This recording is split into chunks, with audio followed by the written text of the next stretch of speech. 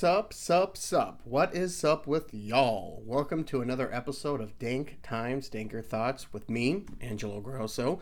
Episode 117. Time flies when you're having fun, bitches. It was the 4th of July weekend. I hope y'all did whatever you wanted to do.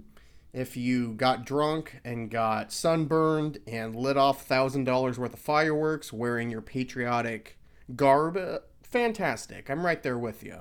If you decided to stay home, not dress up, not see anybody, doom scroll, and just say fuck the 4th of July this year and for the next couple years because there really is nothing to celebrate, fine too. I commend you on doing that as well.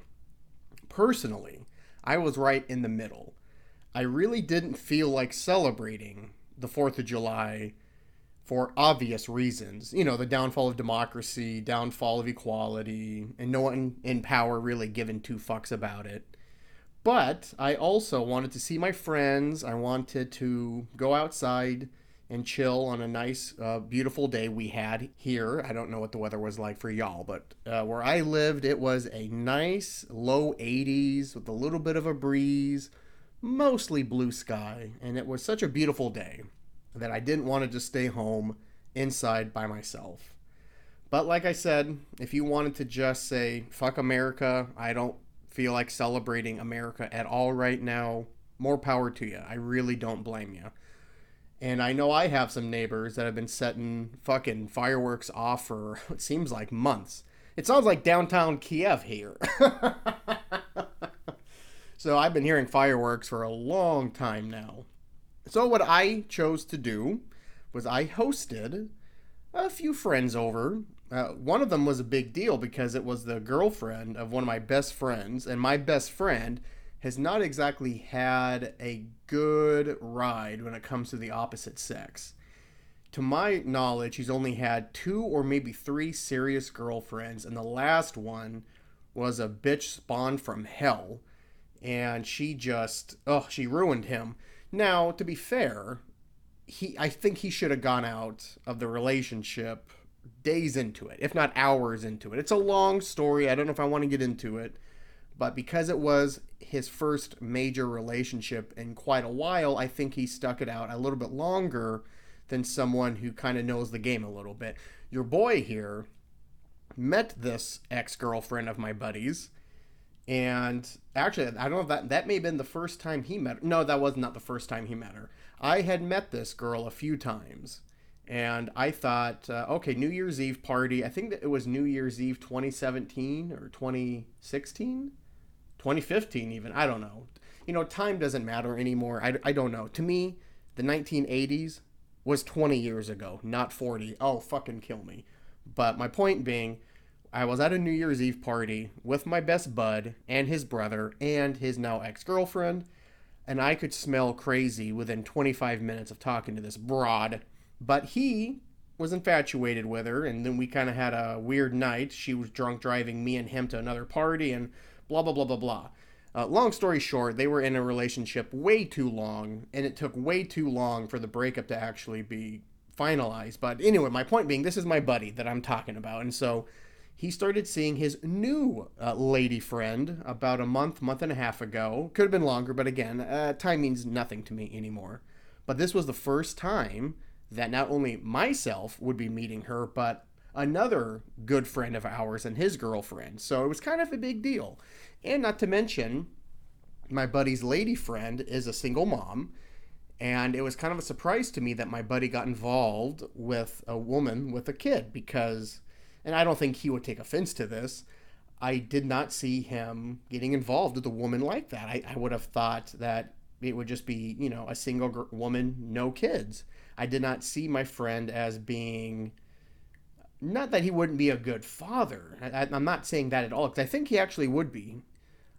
But it just kind of came out of nowhere. It's kind of a shock and surprise, because he was not ever really into that. Yeah, I guess I can keep saying it was a surprise when he announced that, she has a kid. But you know what? I saw them together. It was great. It was great. I think he's got a good one. And my other friend and his girlfriend came over, and I haven't seen them in a couple months. And, before the pandemic, I used to see this core group of people at least a few times a month.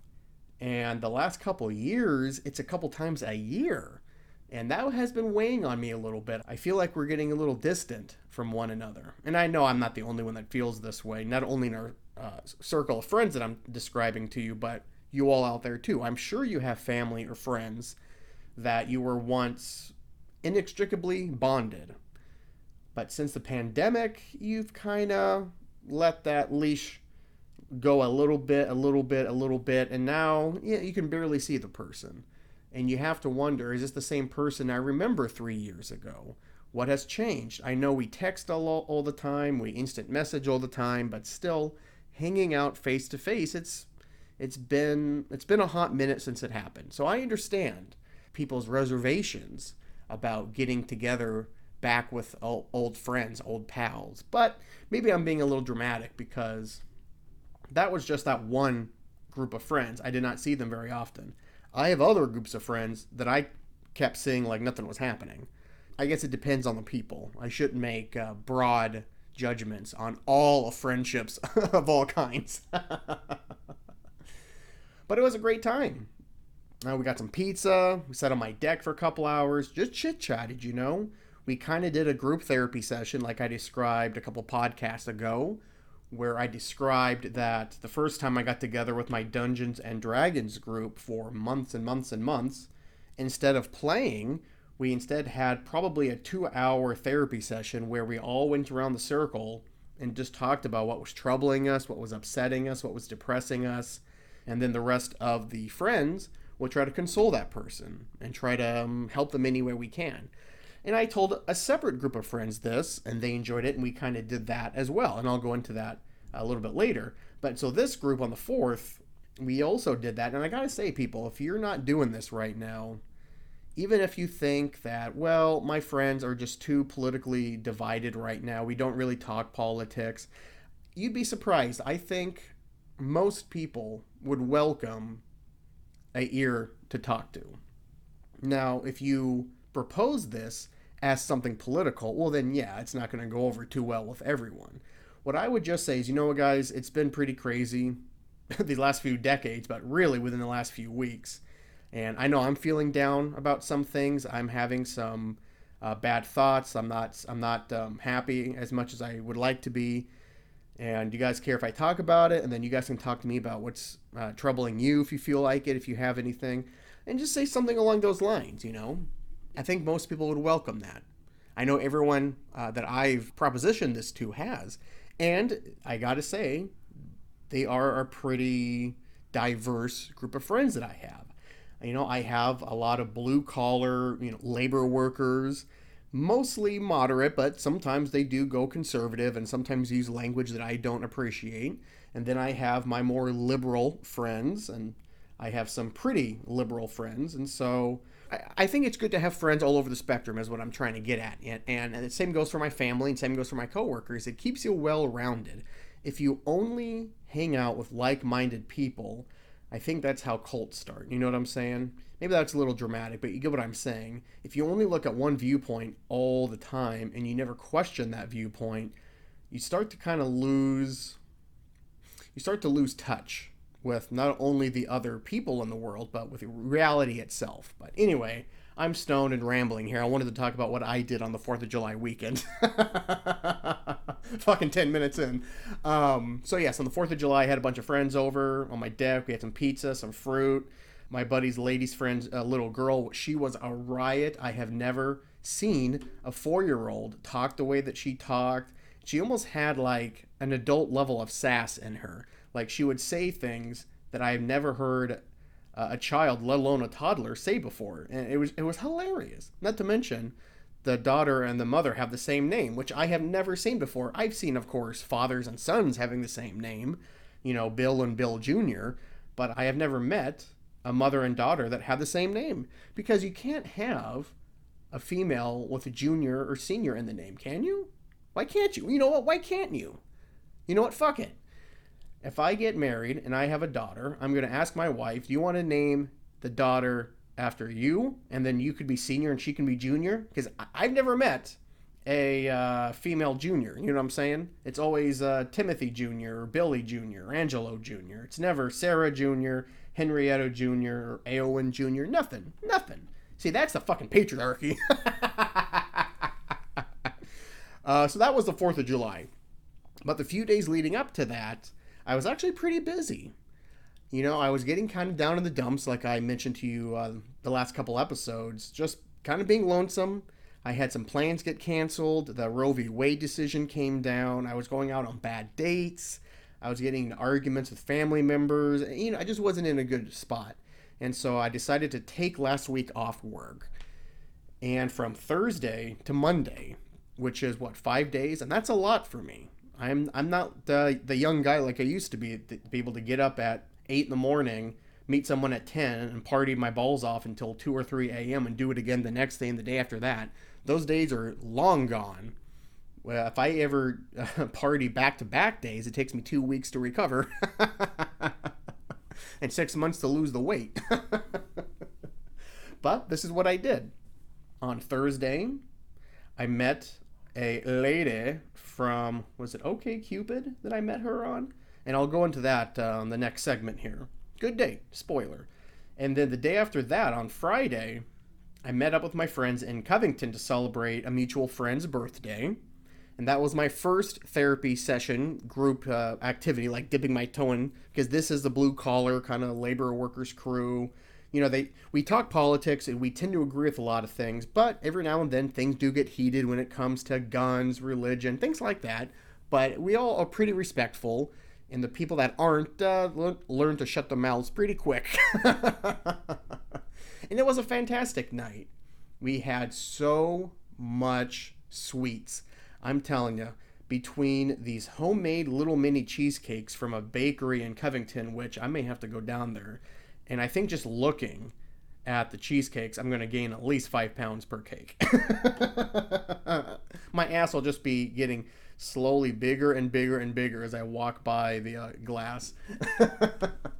And then to top it off, to top all that, which again, all of us had way too much of those cheesecakes because they were tiny slices, so you didn't feel so bad. So you eat like 6 slices and you think, the left side of my body's numb. This isn't good.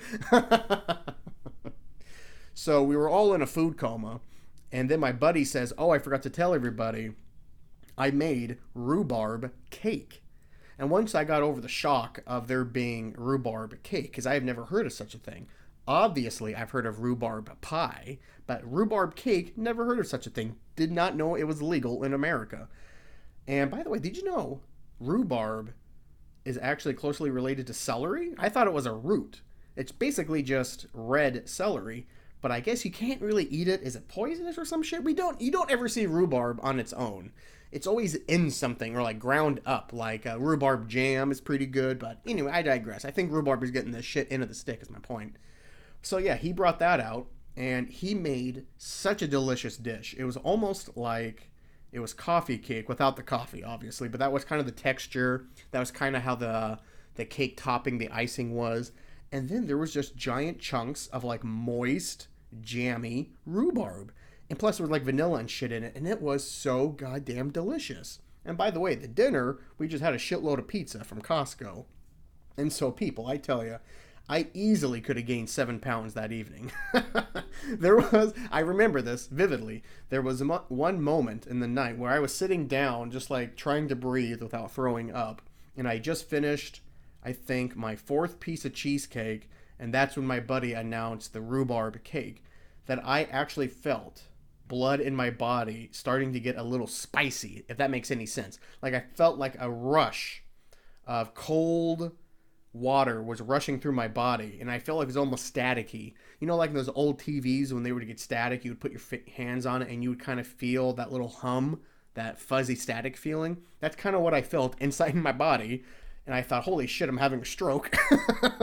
But in reality, it was just I had so much fucking sugar in such a short time frame that my body was like, holy shit, we need to open up every blood vessel, shoot everything we got. We need to stop this body from falling into itself because he's going to eat himself into a literal diabetic coma. So that I took all the next day to recover, but I could not recover too long because it was my other buddies in that same group's birthday until we went to his house for the big UFC fight, which, hey, what a great UFC night.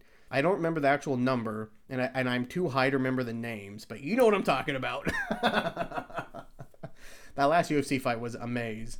And we had leftover pizza from the night before. And of course, there was candy and sweets. But your boy did pretty good. He only had 3 slices of cheesy bread and 2 slices of pizza. Not a lot of sweets. Oh, I forget. Wait a minute. My buddy brought the rest of that rhubarb cake. I did have a bunch of that. Okay, so I ate like a goddamn animal again.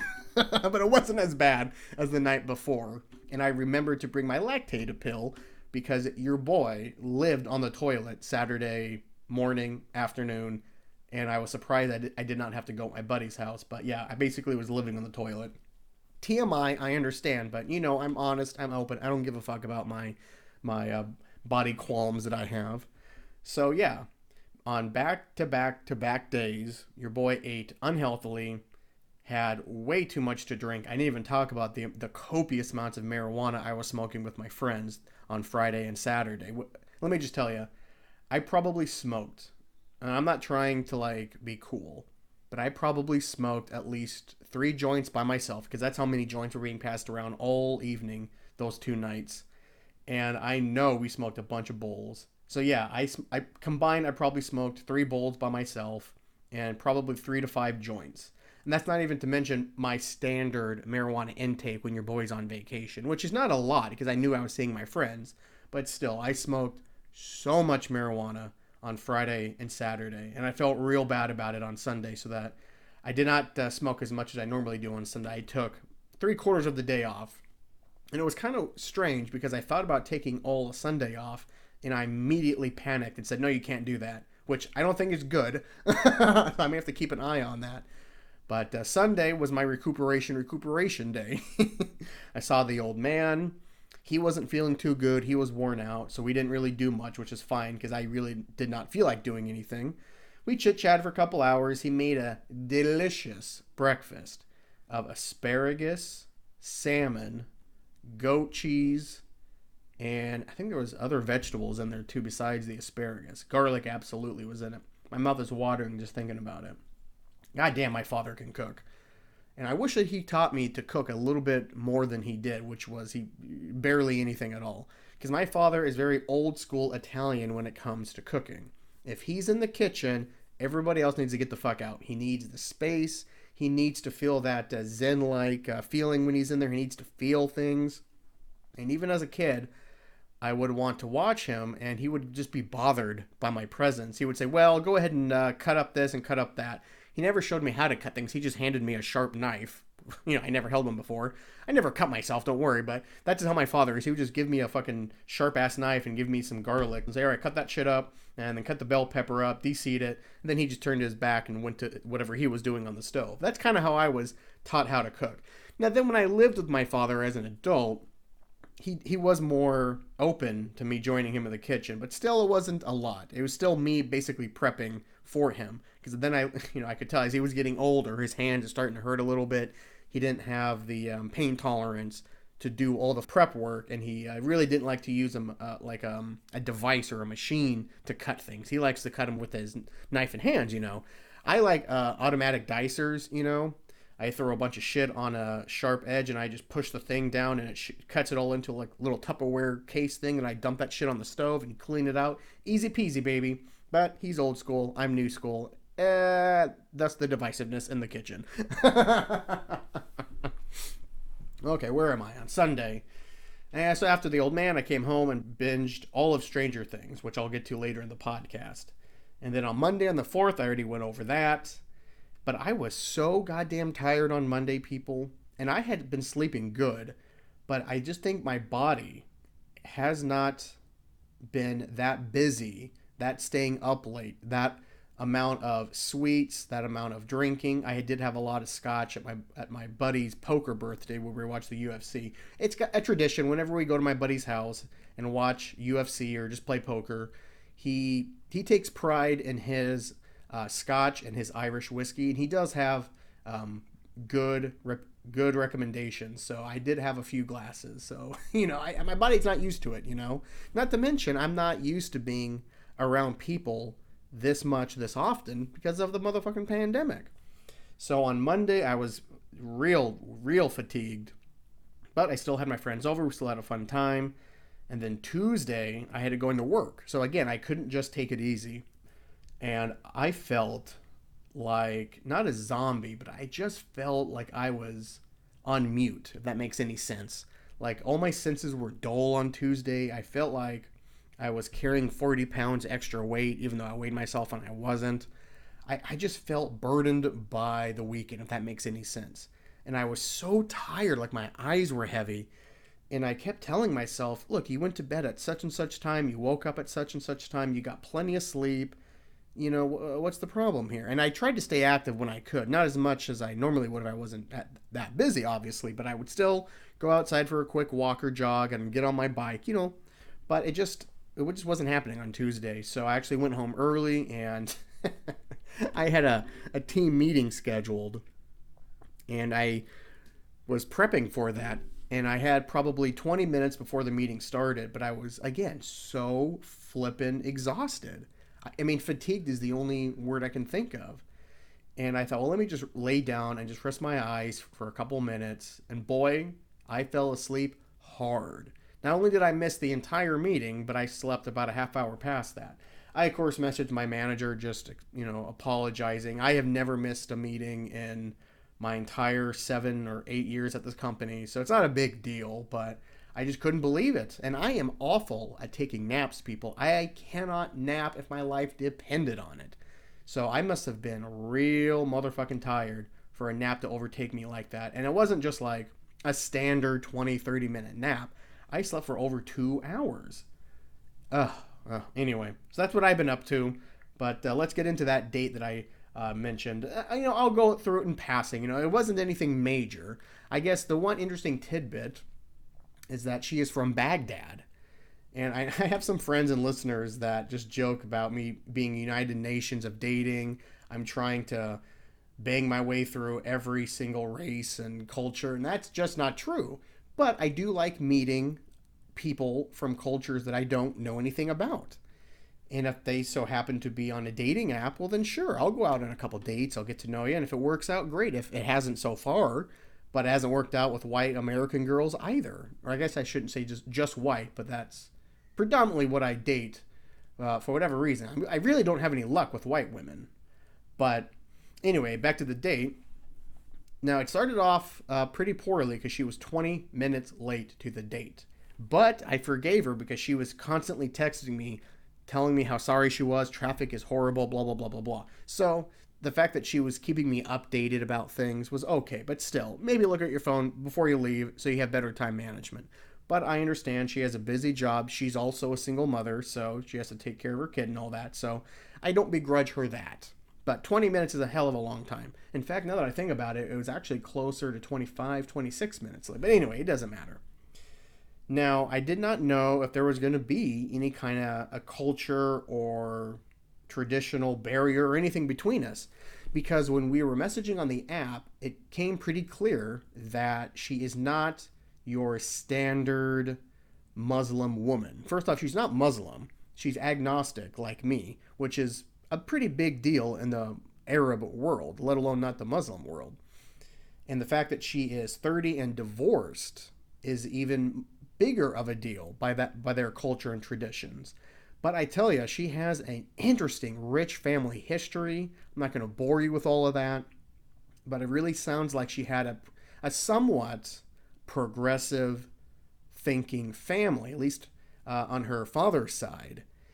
And the fact that I hate saying the word allowed, but in that culture, women are basically allowed things. And don't worry, American women that are listening, you'll be allowed to do things shortly here too. You won't be able to just do whatever you want. You will be, you know what, I'll let you do that. I'll allow you to do that this time. That's going to be life for most American women in the next coming decade. But anyway, so yeah, it went pretty good. It went longer than I expected. For a first date, it's usually an hour or two, and then you chit chat on the phone, planning your second date. And the second date is normally the longer date, but this one was a couple hours. She downed 2 jumbo margaritas, which I saluted her because it took me longer to finish my one regular size mojito. That's right. Your boy likes mojitos. Suck on my dick. I don't give a fuck. And yeah, we walked outside. It was a beautiful day. And we've been trying to make plans to see each other again. I was supposed to see her on Sunday, but guys, when I tell you I was exhausted on Sunday, I was exhausted. So exhausted I canceled the date. And your boy was looking forward to seeing this girl again. I thought we hit it off. We vibed pretty good. I liked her sense of humor. I think she's gorgeous. She's one of the rare women that's more attractive in person than on her profile. On her profile, she had one edited photo, which was her main photo. But it wasn't so bad that you couldn't see what she probably looked like. And then the rest of the photos were just fine and decent. But in person, I don't know. Maybe because the sun was hitting her just right, or maybe the mojito was hitting. I don't know. But she was looking fine as fuck. And yeah, I was looking forward to seeing her. But on Sunday, I just couldn't do it. I knew I wouldn't be good company. I felt fat and bloated, which I was. I was farting every hour. I was still running to the toilet, like crazy. And we were supposed to see each other today, actually, after I recorded this podcast. But her babysitter got sick. And so she's being tested for monkeypox and COVID and all that shit. But yeah, it was pretty interesting. I have never gone out with a Middle Eastern Arab woman before. I've had friends from that area, but never gone out on a date before. Never talked about the things we talked about. And I got to give her props. She, so far, is the only woman to out-talk me on a date. I had to pinch myself. I thought I was dreaming too. There was a good hour stretch where I could barely get a word in, which I like because I'm so used to kind of, picking up the slack sometimes on these dates because I don't know, but sometimes the woman, well, I know why probably. It's because you can't really trust us men, but on usual first dates, the women are more quiet, more meek, more willing to listen, and your boy can talk. And I've gotten pretty good over the years to bring up the fact that I'm doing so much talking. And so I always say, I'm talking too much, please. Let me listen to your story. Please tell me about your Durka or your Gaka, whatever. And I've gotten better over the years at that. But this girl, holy shit. So it was cool. It was cool. I liked it, I liked taking off my talking hat and putting on my listening one. You know what I'm saying? So yeah, hopefully we see each other soon. And I'm feeling pretty good about the weekend. I'm in a much better headspace. I'm still down in the dumps about the way this country is heading, of course. I don't know how one good weekend and one good date's going to change that. But some of the other things I've gotten more positive, I've gotten more happy about. So a good weekend with friends will do that, And I recommend it. I recommend the group therapy thing. I recommend surrounding yourself with a diverse, unlike-minded people, as long as they're not, cunts and assholes and Nazis and fucking far-left commies. No, those people can go suck an egg. I'm talking about your respectful, compassionate. They may not be as smart as you or knowledgeable about certain things, but don't judge. That's the ultimate thing. You want to be taken seriously, don't judge. Don't be a fucking asshole. If you don't agree with someone, don't, call them out sarcastically, make fun of them, and, demean them, talk down to them. Unless that's your relationship with that person, then you go right ahead. But enough about this. Let's get dark again and talk about some news stories. If this next story doesn't anger you and make you die inside just a little bit, then you need to move to Saudi Arabia ASAP. A 10-year-old rape victim was denied an abortion in Ohio. From the Cincinnati Enquirer, as Ohio restricts abortions, 10-year-old girl travels to Indiana for procedure. I'm already shaking reading the goddamn headlines here. On Monday, 3 days after the Supreme Court issued its groundbreaking decision to overturn Roe v. Wade, Dr. Caitlin Bernard, a Indianapolis obstetrician gynecologist, and I'm sure I pronounced that first word wrong, took a call from a colleague, a child abuse doctor in Ohio. Hours after the Supreme Court action, the Buckeye State had outlawed any abortion after 6 weeks. Now, this doctor had a 10-year-old patient in the office who was 6 weeks and 3 days pregnant. A 10-year-old was 6 weeks, 3 days pregnant in a state that outlaws abortion after 6 weeks. 3 days too late to be considered human. So, could Bernard help? Indiana lawmakers are poised to further restrict or ban abortion in mere weeks. The Indiana General Assembly will convene in a special session July 25th, when it will discuss restrictions to abortion policy along with inflation relief. But for now, the procedure still is legal in Indiana, and so the girl soon was on her way to Indiana to Bernard's care. Indiana abortion law is unchanged, but effect still felt across the state. While Indiana law did not change last week when the Supreme Court issued its groundbreaking Dobbs decision, abortion providers here have felt an effect, experiencing a dramatic increase in the number of patients coming to their clinics from neighboring states with more restrictive policies. Since Friday, the abortion clinics where Dr. Katie McHugh, an independent obstetrician gynecologist, works have seen an insane amount of requests from pregnant people in Kentucky and Ohio, where it is far more difficult to get an abortion. A ban on abortions after 6 weeks took effect last week in Ohio. Last Friday, the 2 abortion providers in Kentucky shut their doors after that state's trigger law banning abortions went into effect. Indiana could soon have similar restrictions. That pains doctors like Bernard. It's hard to imagine that in just a few short weeks, we will have no ability to provide that care. For now, Indiana abortion providers have been fielding more calls from neighboring states. Typically, about 5 to 8 patients a day might hail from out of state. So this is America, people. This is America in 2022, right after the 4th of July, baby. A 10-year-old rape victim, which is already one of the most heinous evil acts that I could ever think of. But a 10-year-old rape victim somehow, some way, gets pregnant from it. I mean, already this is so awful that this shows me that there is no God. This is my proof that there is no God. And then, because man is somehow worse than God, decides, well, even in this horrific, awful occurrence, sorry, 10-year-old, you're on your own. What if Indiana denies abortions? And this, what is this girl supposed to do? What if the whole country agree that this is wrong? What are you supposed to do with cases like this, you pro-life knuckleheads? Knuckleheads. I mean, I feel like throwing up in my mouth reading this story. I can't imagine any pro-lifer can hear this story and think, well, that's just God's way. That's what God wants. I think those pro-lifers that think this way need to revisit the very book that they put above women, the goddamn Bible. Specifically in the Old Testament, holy God, he kills so many babies, so many fetuses. So it sure seems like God is not only pro-abortion, but he's also pro-late abortion, because he was killing infants, toddlers.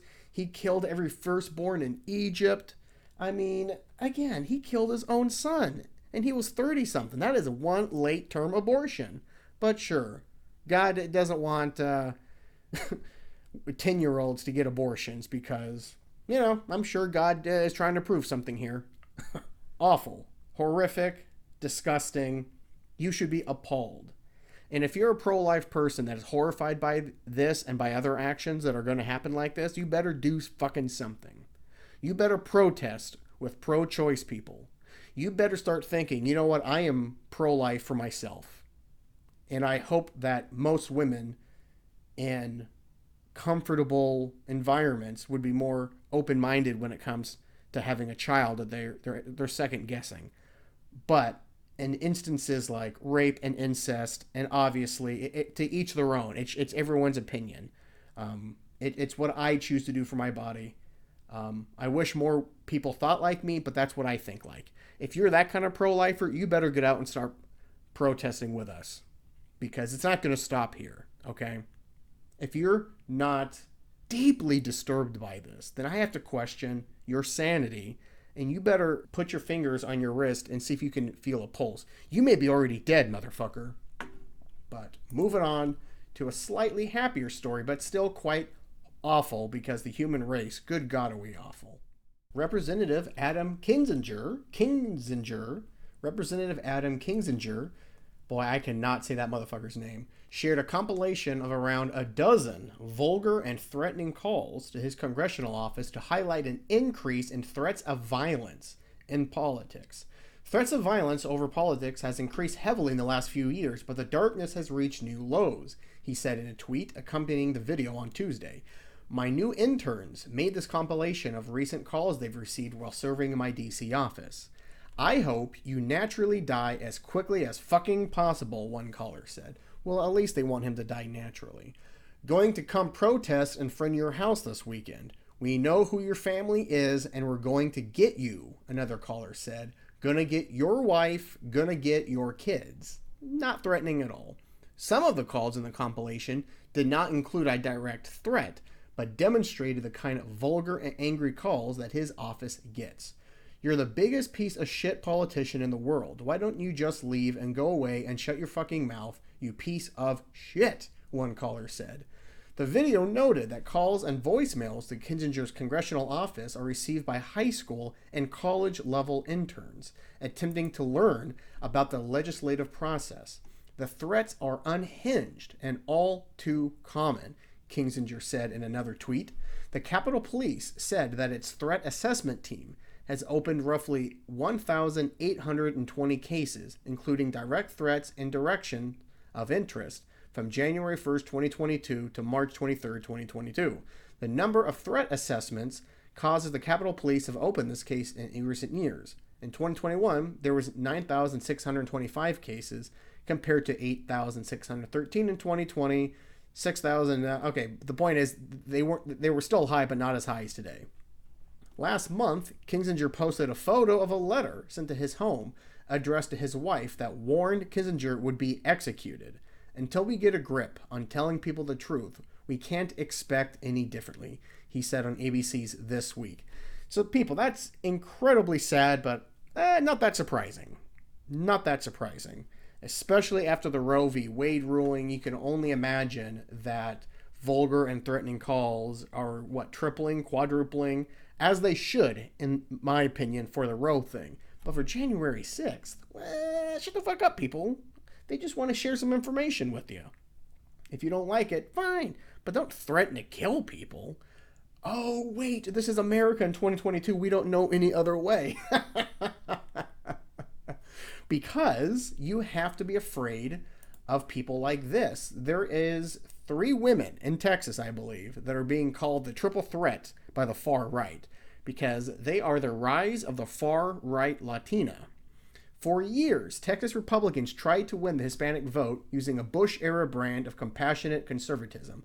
The idea was that a moderate's touch and softer rhetoric on immigration were key to making inroads with Hispanic voters, particularly in Democratic strongholds along the southern border. Such was the Texas of old. The Trump age has given rise to a new brand of Texas Republicans, one of whom is already walking the halls of Congress, the far-right Latina. Representative Mayra Flores became the first Republican to represent the Rio Grande Valley in more than a century after she won a special election last month and flipped the congressional seat from blue to red. She also became the first Latina Republican sent by Texas to Congress. Her abbreviated term lasts to the end of the year, and she is seen as a long shot to win re-election to a full one. Well, give it time, baby. This is Texas in 2022. But what is most striking is that Flores won by shunning moderates and rather embracing the far right and wearing her support for Donald Trump on her sleeve. She is more Marjorie Taylor Greene than anything else. Her campaign slogan, God, Family, Country, was meant to appeal to what she calls the traditional values of her majority Hispanic district in the border city of Brownsville. Okay, first off, Texas. You're naming a majority Hispanic district Brownsville? Jesus Christ. You're just wearing it right on your sleeve, aren't you? She called for President Biden's impeachment, she tweets QAnon hashtags, and she called the Democratic Party the greatest threat America faces. In an interview in her still barren office the day after her swearing-in ceremony, Flores was asked directly whether she considered Biden the legitimately elected president. He's the worst president of the United States, she said. When asked 3 more times whether Biden had been legitimately elected, she repeated the same non-answer. 2 other Latina Republicans, Monica de la Cruz and McAllen, and Cassie Garcia and Laredo, are also on the ballot in congressional races along the Mexican border.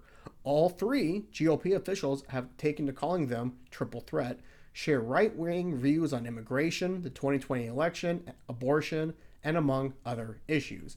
So, we have that to look forward to, people. The Democrats have taken every single person of color for granted. They got cocky, they got elitist, and now they've already lost the Hispanic vote. I mean, look at this shit.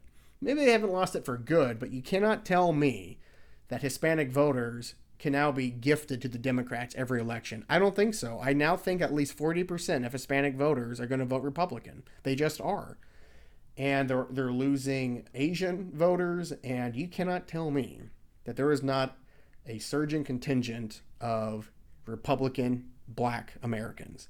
Now, I don't know if there's any far-right black Americans like this Hispanic hua in Texas, but still, the Democrats have gotten fat and bloated with hubris, with cockiness, with narcissism, with elitism. They just assumed Hillary would win, just like RBG refusing to retire under Obama, even though he begged her and warned her what would happen. She thought, no. Hillary's going to win, and then I can die, and then Hillary can appoint a Supreme Court. And Obama was like, yo, sis, that shit may not happen, yo. So, bitch, you best retire. And she said, nah. Even though she was just one floating head and could barely move, but because she could lift 2-pound dumbbells on IG, people thought she was a goddamn hero. Which, hey, I'm not saying she's not a hero for some of her Supreme Court rulings, but that bitch should have retired in fucking 2010. We wouldn't have been seeing what's happening now if that bitch chose what was best for everyone and not just her wrinkly ass. But anyway, I digress. So, Democrats, you gotta get a game plan, all right? The progressives do quite well with people of color, specifically Hispanic Latin voters. Bernie Sanders was surging with them in the 2016 and 2020 elections, but the Democratic leadership made sure that Bernie would be more of an idea than a reality. But let's go back to the January 6th committee, because I got sidetracked there. Cipollone will testify behind closed doors to the January 6th committee on Friday. Woohoo! So one of the big bombshells from the Cassidy Hutchinson bombshells, I guess, was how much that former White House counsel Pat Cipollone was involved in January 6th. And he seemed to be on the right side of history, begging, pleading that it didn't happen, that Trump didn't speak, that you got to stop Trump from going to the Capitol, all of these things, warning Meadows. So the guy did his job. I mean, he still is probably a piece of shit bastard because he still worked for Trump, but at least he was on the right side of history on that day. Former White House counsel Pat Cipollone, a critical figure in the final days of the Trump White House, will testify before the House Select Committee behind closed doors on Friday. The committee issued a subpoena to Cipollone last month after publicly pleading with him to appear. It has spoken to Cipollone in an informal interview already. Our evidence shows that Mr. Cipollone and his office tried to do what was right. They tried to stop a number of President Trump's plans for January 6th, the committee vice chair Liz Cheney said in a hearing last month. A committee aide declined to comment on the Friday meeting. In a letter to Cipollone regarding the subpoena, Chair Benny Thompson, Democrat from Mississippi, or is that Missouri? Or is that Massachusetts? MISS, that's Mississippi. Man, how do I have a college degree? Good Christ. Benny Thompson wrote that the committee would like to speak with him about a number of issues, including Trump's efforts to subvert the election, scheme to submit fake electoral ballots, attempted replacement of Justice Department leadership, and attempts to directly interfere with Congress's activities on the 6th of January. Testimony in the hearing so far has shown Cipollone present at key points in the lead-up to January 6th and on the day of the attack. Former Department of Justice officials said he worked to intervene and stop Trump from replacing the department's leadership with Justice Department lawyer Jeffrey Clark, who proposed sending out a letter falsely claiming fraud in the election that Cipollone referred to as a murder-suicide pact, according to former DOJ official Stephen Engel. Former Trump campaign aide Jason Miller testified that Cipollone confronted lawyer John Eastman over his theory that Vice President Mike Pence could unilaterally stop the electoral count. In an explosive hearing featuring former White House aide Cassidy Hutchinson, Cipollone was described as trying to stop Trump from making a planned trip to the Capitol on the 6th and pleading to get him to call off the riot once it got underway, calling the violence a life or death situation. Cipollone was a lead defender of Trump during his first impeachment trial. He earlier served in government during William Barr's first stint leading the Justice Department in the early 1990s. He has served along with Barr and conservative legal icon Leonard Leo as directors of the Catholic Information Center, affiliated with the conservative Opus Dei movement. NPR reported at the time of the first impeachment trial, as White House counsel under Trump, he was also central to judicial nominations, including the Supreme Court confirmations of Amy Coney Barrett before the 2020 election. The committee recently announced its next scheduled hearing will happen Tuesday. It will focus on the mob and rioters who stormed the Capitol, including far-right groups such as the Proud Boys. The hearing will be the 7th in the panel series on its month-long investigation into the deadly insurrection of the Capitol on January 6, 2021, and the events that led up to it. So yeah, like I said, Cipollone, he is a cocksucker of what he did during the Trump administration and working with Bill Barr, that fascist wannabe. So fuck Cipollone 9 out of 10 times, but this one time, he's on the right side of history. Let him speak. And hopefully he is as credible and honorable as he was on the day leading up and on January 6th itself. But with that, we are done with the news. Let's move on and talk about some other fun shit. Very quickly here, I want to mention some sports-related news. Baker Mayfield finally found out where he was going to play in the 2022 season. The Cleveland Browns traded him to the Carolina Panthers. Now, the Carolina Panthers was a team that had been connected to Baker Mayfield more so than the Seahawks. And actually, some reports came out over the weekend saying that the Seahawks haven't ever been interested in Baker Mayfield at all. Maybe if he was cut or released, that would be a different story, but we weren't interested in trading for him. And there were some conflicting reports, but it sure turned out to be accurate, believing that the Seahawks, I think they were just blowing smoke up Cleveland's ass there. So, the Panthers acquired Baker Mayfield from the Browns for only a 2024 conditional 5th round pick. 2024! They couldn't even get a 2023 pick. They have to wait until 2024.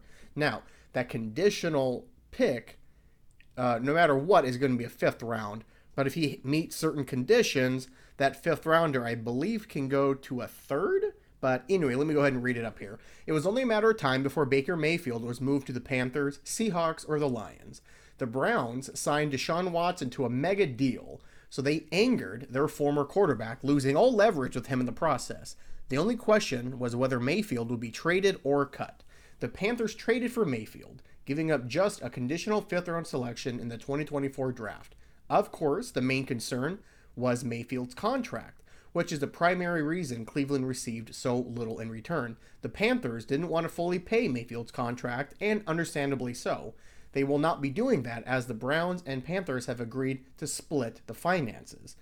This is an enormous deal for the Panthers, who automatically become a Super Bowl contender in the wake of this trade. I don't agree with that take. I think Carolina is a better team, but I don't think they're a Super Bowl favorite. I mean, the Panthers have to beat the Tampa Bay Buccaneers in their own division and the Saints. Well, the Saints I think they could beat. I forgot. Drew Brees is retired. Jameis Winston sucks balls, and Sean Payton's gone. So, yeah, they could beat the Saints. And the Falcons are rebuilding as well. So, yeah, I think it's going to be a Carolina-Tampa Bay NFC South in 2022. But I don't believe that the Panthers are Super Bowl contenders. They're definitely playoff contenders, but not Super Bowl, in my opinion. That's a stupid comment here, Walter Football. Mayfield struggled last year, but only because he suffered 2 shoulder injuries in a span of 4 weeks. Mayfield will rebound to 2020 levels, especially with Carolina's superior supporting cast. The Panthers did a great job of bolstering their offensive line this offseason, and they'll have Christian McCaffrey returning from injury as well. Sam Darnold, the current Carolina Panthers quarterback, before they traded for Mayfield, was holding the team back, so Mayfield will be a huge upgrade. And as much as I like Sam Darnold, he does look like a career backup to me. Now, if Carolina wanted to trade Sam Darnold to the Seahawks for, say, a sixth-round pick and the same kind of Baker Mayfield type trade, I'd do it. As for the Browns, they can't be graded highly at all. It made sense for them to trade Mayfield, but only because of other blunders they made along the way. As mentioned earlier, they had no leverage. They've gotten almost nothing for their franchise quarterback, and they have to foot half the bill. So on this website, Walter Football, they grade the trade for the Panthers A+. How could it not be? And the Browns a D-. And I would even go worse and say that Cleveland got a big old F for this trade, because they really fucked Baker Mayfield over bad. If they would have traded him right away after they traded for Deshaun Watson, which is its own soap opera, I think they could have gotten more. But they waited and waited and waited. It just gotten fucky. So fuck the Cleveland Browns. I used to root for you, but after seeing how you treated Baker Mayfield and how you're still a shithole organization, you gave Deshaun Watson this giant contract knowing what he was accused of. Go fuck yourselves, Cleveland. Carolina, I'm now pulling for you. Christian McCaffrey, I'm not taking you in the first round pick in fantasy because I can't count on your health. But the Carolina Panthers are going to be a fun team to watch. And yeah, I can see them making the playoffs. That's my prediction. They're not a Super Bowl contender. I still can't get over that. But they're definitely a playoff contender. Moving on to baseball, lo and behold, the Mariners, I think, have finally figured out their mojo. They are now 7-3 in their last 10 games, and they have won, I believe, 5 series in a row. And we're just coming off of sweeping the San Diego Padres, which I believe the Padres have a better record than we do. Yeah, shit. San Diego is 12 games above 500, and we're still 1 game under 500, and we swept those mofos. I don't know what's clicked, because we still haven't gotten healthy. We have players on suspension, and we still have a good 3 players that are guaranteed outs every at-bat. But we win, we win, we win. Our pitching has been just amazing coming from the starting rotation, and the bullpen has cleaned up their shakiness and has really been able to close down opposing teams on a pretty consistent basis. Yeah, there's home runs they give up every now and then, and they walk a batter here and there, but overall, our team ERA is plummeting, and that's what you want. And Julio Rodriguez, what can you say about this phenom? He looks like the sure thing. I hope he keeps it up. I hope he doesn't pull a Dustin Ackley, and once the league adjusts to him, he just plummets off a cliff and is never the same player again. But Julio looks to me like he's not going to make that mistake. He looks like someone, I don't want to give him that comparison so early, but he at least is playing with the level of fun and charisma, and he's just an entertaining as a young King Griffey Jr. Now, I'm not calling Julio Rodriguez the next King Griffey Jr. It's far too premature ejaculation to make that comparison. But what I'm saying is the way that he's playing, how he's always happy, he's always fucking around in the dugout, he's talking to the opposing team with a smile on his face, he's becoming a fan favorite. During batting practice, he's throwing balls in the crowd to everybody, he's talking to fans. So he's already become arguably the best player on this team at 19 years old or 20 years old, and he's already becoming the face of the franchise. So that's what I mean by comparing him to King Griffey Jr. Is he going to hit 50 home runs and drive in 120 and bat over 300? I don't know. It's too early for that. But Julio Rodriguez, good Christ, if he doesn't win Rookie of the Year, I'm never watching baseball again. He is by far the best rookie debut we've seen in a long time, since Dustin Ackley. For you long-suffering Mariner fans, you'll maybe remember Dustin Ackley was once the highest touted offensive prospect in baseball, and when we brought him up, he looked like he was the next Dustin Pedroia, and I believe he hit over almost 300 in his rookie year. But in the years after that, I don't think he ever batted above 250, and then it was getting worse and worse and worse and worse, and then he was out of baseball within 5 or 6 years from coming in the number 1 prospect and hitting almost 300 and looking like an icon, a phenom, something. But Julio Rodriguez, I don't think is going to make the same craterous fall. So currently, the Seattle Mariners are still 1 game under 500. We're 13.5 out in the fucking West. Whoever said to me, and I believe them because I'm a fool, whoever told me, well, I know who told me, every baseball analysis, hot take, whatever, anyone whose job it is to analyze baseball and pontificate to jamokes like me, was saying that the Houston Astros were not going to be that good of a team this year because they lost too many players in free agency. Some of their core is getting older. They didn't fill as many holes as they wanted to in free agency. Durka. So that's why Seattle was kind of the hot team coming into the season. They are 54-28. 54-28. That's almost a 66% winning percentage. And in most normal years, that would be the number one team in baseball. But hold my beer, Houston. Here comes the New York Yankees at 59-23 with a winning percentage of 72%. Can you believe that? With over 80 games played, they have a winning percentage of 72. That doesn't seem real. I mean, that's like video game numbers. But anyway, I don't think we're going to catch Houston, even if we play, 600 ball the rest of the year. So we have to go for one of the wild card spots, which currently we are 4 games out. Now, it's a little confusing this year, but they did add another wild card spot. So technically, there's going to be 6 teams that make the playoffs. And currently, we are number 8. We are 4 games out. The team ahead of us is the Cleveland Guardians at 3.5. And behind us, right on our ass at 4.5 games out, is the Chicago White Sox. So we got to catch up to either Toronto, Tampa Bay, or Boston. Now, ironically, we start a 4-game series against Toronto tonight. And Toronto fans, I don't dislike the Toronto Blue Jays. I will always root for Toronto over Boston and New York. But you have the loudest, most annoying fans. I've gone to a few Toronto Blue Jays games when they were visiting in Seattle. And good Christ, there's more Toronto fans than Seattle Mariner fans at Safeco. Or whatever the fucking stadium is called now. And they are loud, they are belligerent, and then they think they're being nice because they're Canadian. But, Canadians are nice the majority of the time, but you still get a cunt every now and then. You just don't get a cunt at the level of America. You still get cunts, but just at a lower percentage. So, fuck you, Toronto Blue Jays fans, when you come into Seattle and start some shit on purpose. But, hey, Seattle Mariners, keep it up, baby. I'm pulling for you. Now switching gears to some TV shows that I finished.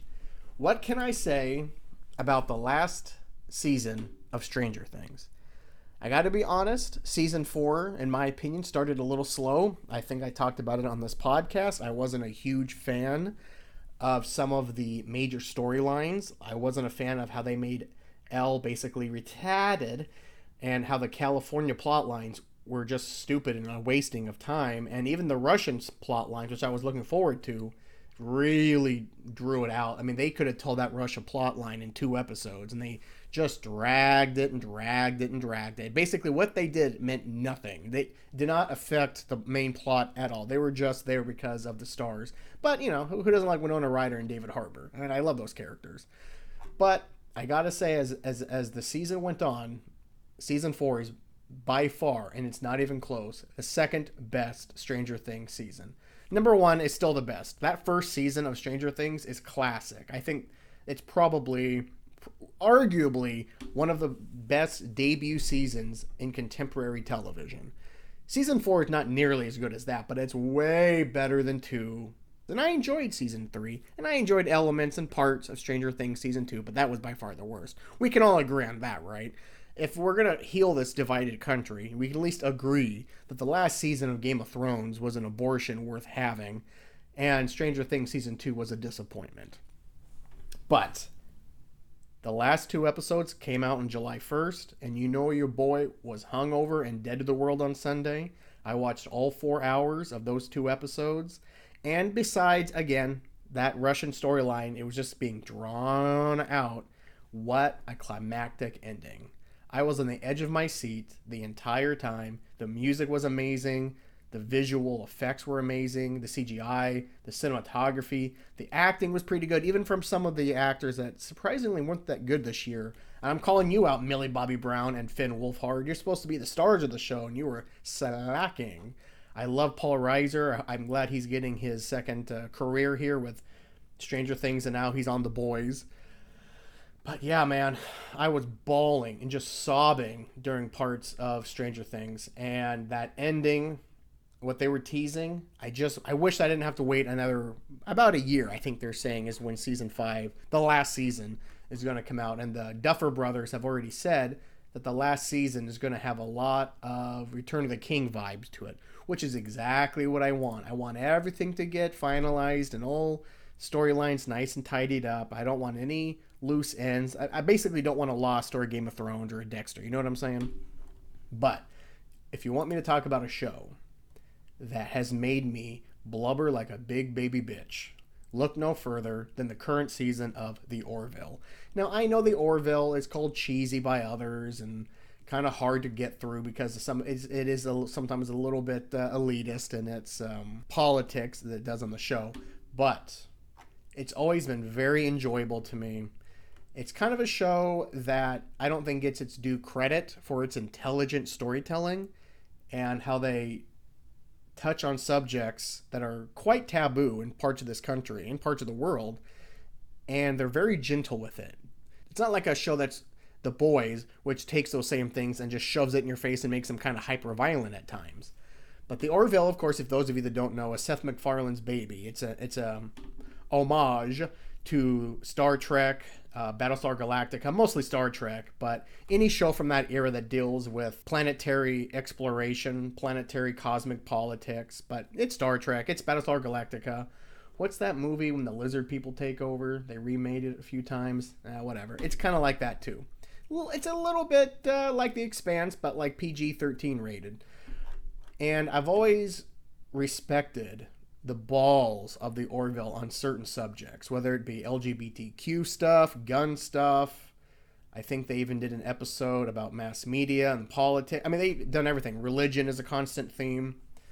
And they always make sure to tell both sides. And they try to be realistic. Even though the show takes place 400 years in the future, they still deal with things like they're looking through today's lens. Even though it's also a utopia, it also shows you there's no such thing as a utopia. There's no. By the way, utopia literally means perfect, therefore impossible. And I butchered that. That's not what it exactly means, but that's the point.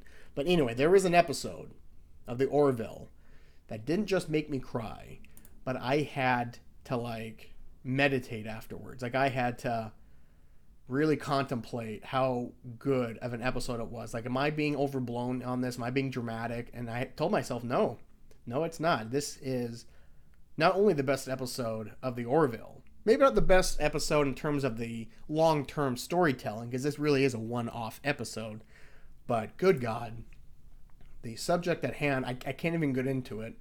It involves a character that was, I don't want to even spoil it. I would just say, if you're a fan of sci-fi drama, sci-fi action comedy, check out the episode A Tale of Two Topas on the Orville. It was the last episode of the Orville, June 30th, 2022.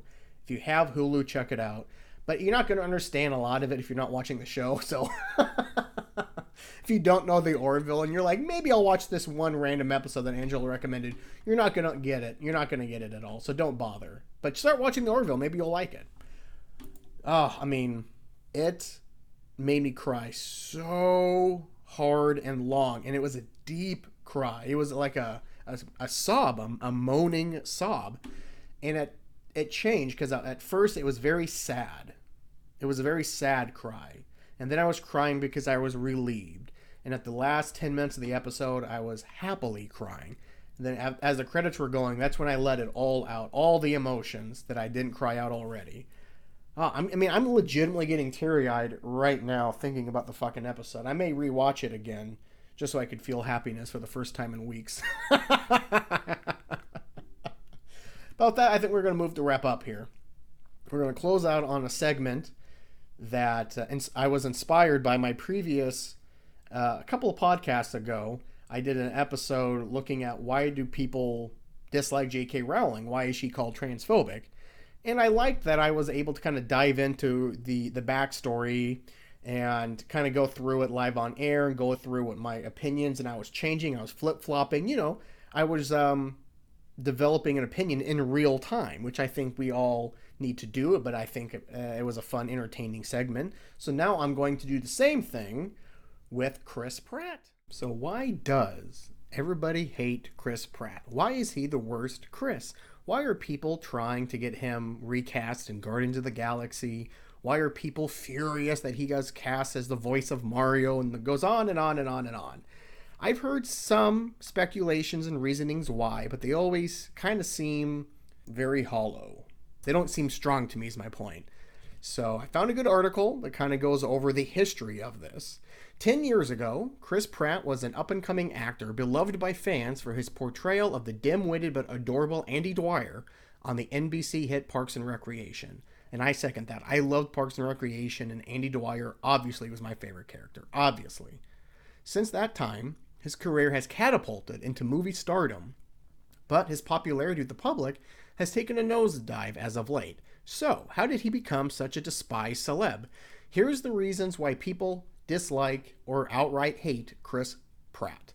I'm going to skip his history because we know all about that. Let's see. How Pratt became the worst Chris. As Pratt gained mainstream success, fans began paying closer attention to Pratt's personal life and online activity. They also began comparing him to the other famous Chris's in Hollywood, such as his Marvel co-stars Chris Evans and Chris Hemsworth. Eventually, the internet collectively decided that Pratt was the worst Chris. Here are some of the reasons why. A divorce from Anna Faris and remarriage to Katherine Schwarzenegger.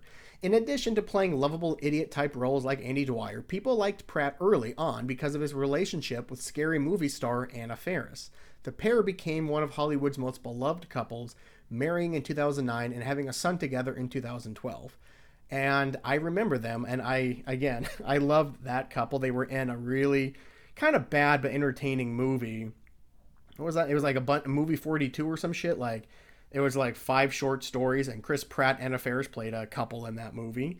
And yeah, I really liked them together. They would always be joking around and making fun of each other on the red carpet. And they were just a fun celebrity couple. And they're from Washington State, so you kind of rooting for them here.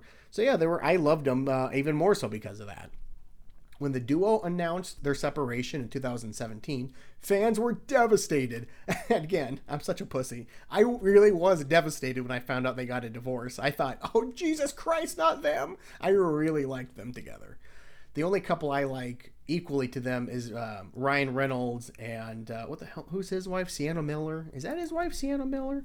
Let's see, Ryan Reynolds' wife. They don't see that? I have to click. Blake Lively. Oh, damn, I was close. Well, I really like Blake Lively. And yes, he was married to Scarlett Johansson before that. Oh, Ryan Reynolds, the poontang you got, you hunk. Oh, man. When the duo announced their split, fans were devastated. While the pair said the split was amicable, the public's perception was that Pratt was to blame. And when the Jurassic World star started dating Katherine Schwarzenegger just months after his divorce from Faris was finalized, the negative feelings toward Pratt really started to grow. I remember feeling like that was a little quick too, and I thought, well, maybe he was cheating on Anna Faris with the Schwarzenegger broad. But I realized Chris Pratt's pretty religious, so if he truly is like an actual Christian, he would have not done that. But hey, it's Hollywood. I think he pretends he's a Christian. I think he's like my kind of Christian I was near the end of my Christianity, which is, you know what, I don't give a fuck. I have my own issues with it, but I do like the community aspect of it. I do like the getting together. I just don't like the judgment and the pariahness of it all. But anyway, there's nothing to prove here, by the way. There's no evidence that he was cheating on Anna Faris at all. So it's more, he could have just found love in another place, or, you know, they're both celebrities. They probably thought, maybe this is good for publicity, and maybe it worked out. Who the fuck knows? All of us are just grasping at straws here. There's no evidence of that. And yes, it doesn't look all that well that you you start dating a woman before your divorce is actually finalized. But I think if he wasn't a celebrity, people wouldn't care as much. So again, it's because we put these celebrities on a pedestal that we give a fuck about their personal life. Things got worse after Pratt and Schwarzenegger tied the knot in 2019 and started having kids. The Avengers Infinity War star was called out for insensitive and sexist Instagram post he wrote in November 2021. In the post, Pratt praised his wife for giving him a gorgeous, healthy daughter. Many people read this as a slight to Anna Faris since the son she shares with Pratt has had numerous health issues over the years. And this is the number one reasoning why I hear predominantly white women tell me that Chris Pratt is human garbage, is because of this tweet. And maybe it's because I have a penis and not a vagina, but I read that and I don't see that he meant a slight or an attack on his ex-wife and his actual son. I mean, why would he make fun of his son? That doesn't make any sense, people. Again, I think people are putting their own insecurities and their own gossip and their wannabe drama on something. It's not insensitive because he's thanking his wife for giving birth to a gorgeous, healthy daughter. If anybody else said that, no one would give a fuck. I mean, I think that's what you're supposed to say when you're telling your friends that, oh yeah, my wife had birth and she gave birth to a healthy, beautiful baby boy. No one would bat an eye, but because it's Chris Pratt, they think, oh, it's because his son is retarded with Anna Faris. That's why they're mad. I'm like, no, it's your own insecurities, you fuck. Readers also took issue with the way Pratt spoke about Schwarzenegger, calling him sexist for making it sound as if his wife's sole purpose in life was to please him. She helps me with everything. In return, periodically, I open a jar of pickles, he wrote. Her heart is pure and it belongs to me. Okay, well, first off, that first part is obviously a joke. It's obviously a joke. There's not a lot of difference between Chris Pratt and Andy Dwyer. So if Andy Dwyer said she helped him with everything, in return, periodically, I open a jar of pickles. Now, first off, Andy Dwyer wouldn't know what periodically means, but of course he's making a joke. It's kind of a bro-y dad joke, so that pump your brakes. However, the last bit, her heart is pure and it belongs to me, it is a little weird, it is a little strange, but I don't think he meant anything by it. Her heart is pure, sounds great, that's awesome. Who doesn't want to be with a partner whose heart is pure? And it belongs to me. Okay, that's a little serial killery. That's a little Disney villainy. But again, is it sexist? I don't think so. I think it's weird. I think it's a little cringe, but it's not sexist. So again, pump your brakes, bitches. Despite the backlash, Pratt waited until June 2022 to finally address the drama. In an in-depth interview with Men's Health, Pratt acknowledged the criticism stung. I said something like, find someone who looks at you the way my wife looks at me, and then I gave her some shit in the thing and said, but I love you. I'm so thankful for my wife. She gave me a beautiful, healthy daughter. And then a bunch of articles came out and said, that's so cringeworthy. I can't believe Chris Pratt would thank her for a healthy daughter when his first child was born premature. That's such a dig at his ex-wife. And I'm like, this is fucked up. My son's gonna read that one day. He's 9, and it's etched in digital stone. It really fucking bothered me, dude. I cried about it. I was like, I hate that these blessings in my life are, to the people close to me, a real burden. Yeah, how could he not feel that way? I'm on team Chris Pratt here so far, people. Besides that weird comment about owning his wife's heart, which I don't think he meant anything by it, how can you not believe him when he says this? He's right. His son, whatever health issues he may have, is someday going to be able to read that his father took a slight at him and his ex-wife and his mother? No, come on. Now, this is where I can kind of understand some of the Chris Pratt hate. So far, I'm Team Chris, but now it's getting into the church and the Christianity shit. I'm like, okay, well, maybe. The Zoe Church membership. Pratt has also faced heat for his association with Zoe Church, which was modeled after the controversial Hillsong Church founded by now disgraced pastor Chad Veach. In February of 2019, Pratt was called out by Juno star Elliot Page for being a member of the church, which he claimed was anti-LGBTQ. If you are a famous actor and you belong to an organization that hates a certain group of people, don't be surprised if someone simply wonders why it's not addressed, Page tweeted. Being anti-LGBTQ is wrong. There aren't two sides. Chris Pratt vehemently denied the accusation in an Instagram story, writing, it has recently been suggested that I belong to a church which hates people and is infamously anti-LGBTQ. Nothing could be further from the truth. I go to a church that opens their doors to absolutely everyone. And this is where I'll say, unless you go to the church or talk to people that go to the church, you can't really assume that this church is anti-LGBTQ. But if you do a deep dive and you find out that this church, what is it called?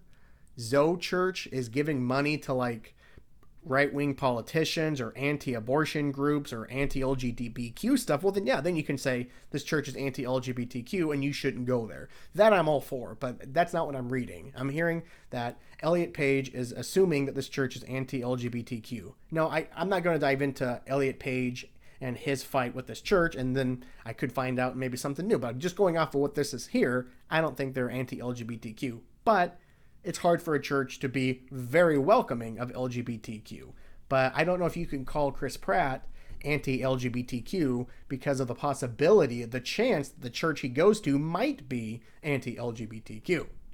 In his June 2022 interview with Men's Health, Pratt addressed the religious backlash as well. Religion has been oppressive as fuck for a long time, he says.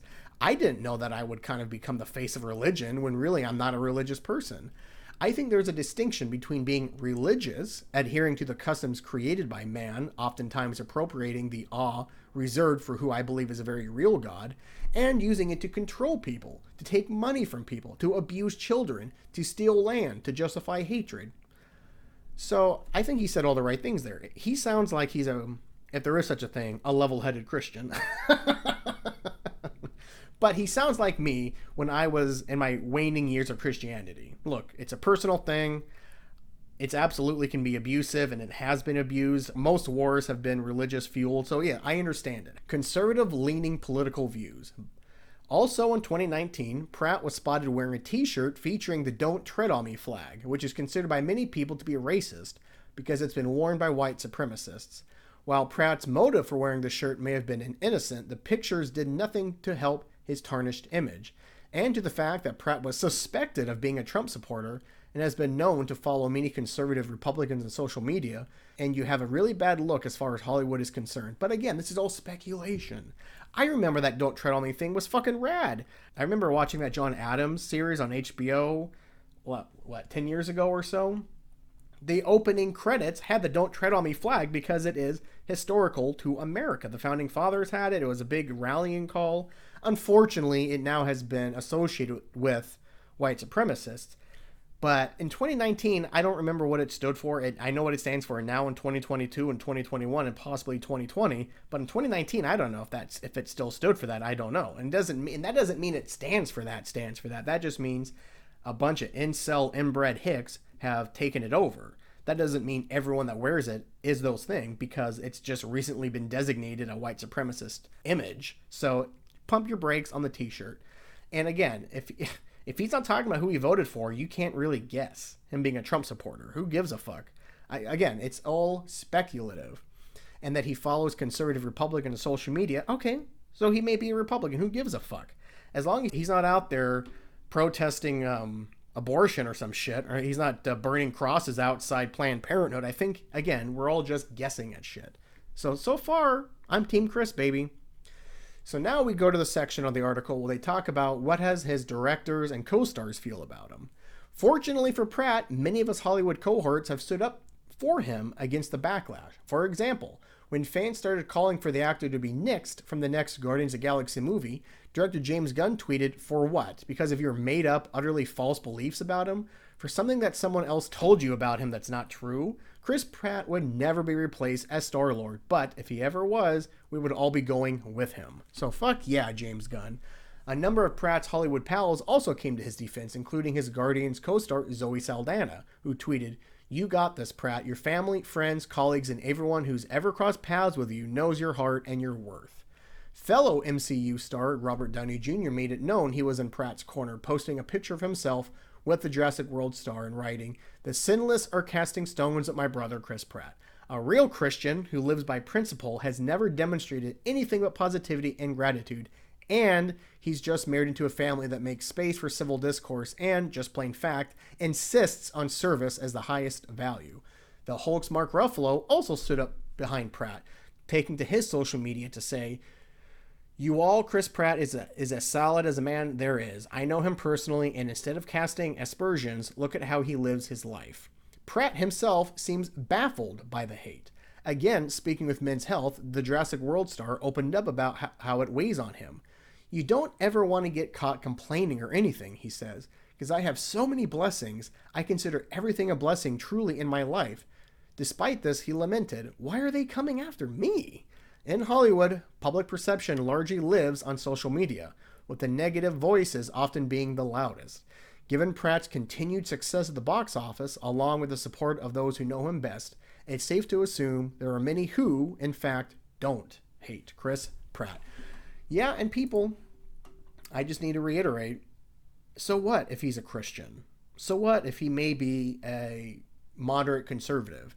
Until you find out that he's a diehard Trumper And like I said, he's burning crosses outside of Planned Parenthood. You can't just assume everything, okay? Jesus Christ, we just have to fucking fight over nothing. So far, I've come to rule in favor of both J.K. Rowling and Chris Pratt. Chris Pratt, much easier. J.K. Rowling, I don't think was initially transphobic, but now I think she's just poking the bear and trying to piss those people off, which I don't think is a good thing for her to do, and I don't think it looks good, and I think she's probably chill on that front. But when it comes to Chris Pratt, y'all need to shut the fuck up about my man Andy Dwyer. And with that, we're done. It was a long episode, people. I love you. Take it sleazy. Don't do anything I wouldn't do. Treat others as you want to be treated, and don't be a judgmental cunt, okay? For the love of God, not right now. Unless they're pro-life and they want to bomb Planned Parenthoods, then throw them in a wood chipper. And if you're in Maryland, that is where all the Supreme Court justices live.